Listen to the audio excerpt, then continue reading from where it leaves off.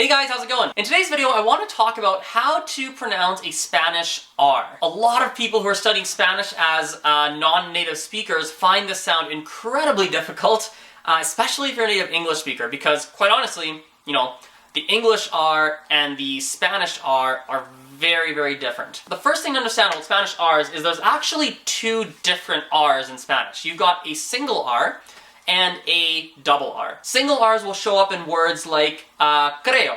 Creo means I believe. Or maybe pero. Pero means but. So for example, I went to the mall to buy some clothes, but they didn't have my size. A double R will sound more like a rrr, like it's really, really trilled. So for example, in words like perro. So perro means dog, for example. Or another example would be like correr.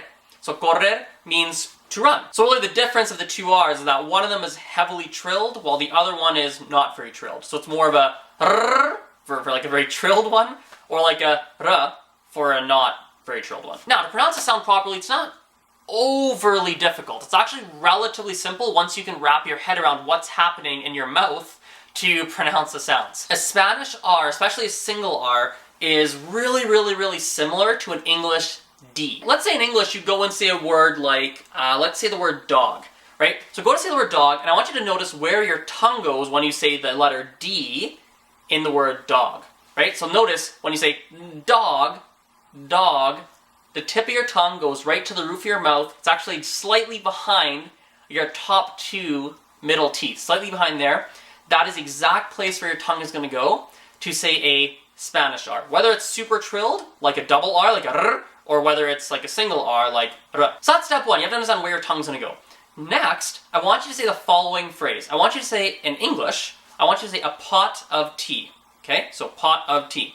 And I want you to say that a little bit quickly. So I want you to say it like, make it fun. Maybe you can do some role plays. You can be like, hey, would you like a pot of tea? Yeah, I'd love a pot of tea. Oh, thanks. Pot of teas are so good. I love it. It's so amazing. Now I want you to notice something. When I say a pot of tea quickly, listen closely. A pot of tea, a pot of tea, a pot of tea, a pot of tea. It sounds really weird in my head now. But I'm not saying a pot of tea. I'm saying a pot of tea, a pot of tea, a pot of... It's like, it actually is the exact same sound as a Spanish non-trilled R, like a Spanish single R. So when you're trying to do Spanish R, the first thing you want to do is repeat to yourself, a pot of tea, a pot of tea, a pot of tea, a pot of tea, a pot of tea, say it over and over.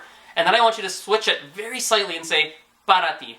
Para ti in Spanish means for you. So go, para ti, para ti, para ti, para ti, para ti, para ti. If you can say a pot of tea quickly in English, which I would imagine 99.9% of native English speakers can probably say that pretty quickly, you can say, at a minimum, you can say para ti in Spanish. Here's the craziest part. Here's what I get even more jazzed up about, even more excited about, is that this phenomenon of the Spanish R showing up in English happens like all the time. There are a lot of sentences in English that will use that Spanish R. Actually, I just said one. Holy cow. So for example, listen to what I just said. I said there are a lot of sentences in English that use a Spanish R. But if you rewind the clip, I didn't say, oh, there are a lot of sentences in English that use a Spanish R. No, what I said is, there are a lot of sentences. Listen, a lotta.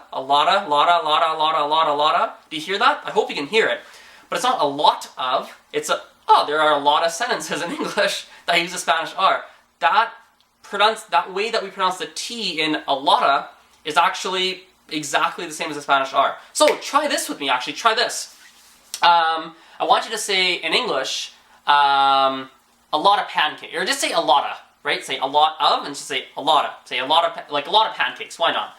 A lot of pancakes, a lot of pancakes, a lot of pancakes. Get used to that. And then I want you to say Laura. So Laura is Laura in Spanish, the Spanish pronunciation of Laura. So a lotta, Laura. A lotta, Laura. A lotta, Laura. See, they're super close. So it's actually not that complicated. Again, once you wrap your head around the fact that at least the non-trilled Spanish R shows up all of the time in English. So that is how you say a Spanish single R, so a non-trilled R. In my next video, I'm going to actually elaborate on this more and talk about how do you turn a r, like in pero or creo, into a r, like in perro, or in like other words with double R's. I can't talk. Anyway, that is everything for today, and I will see you guys soon. Bye for now.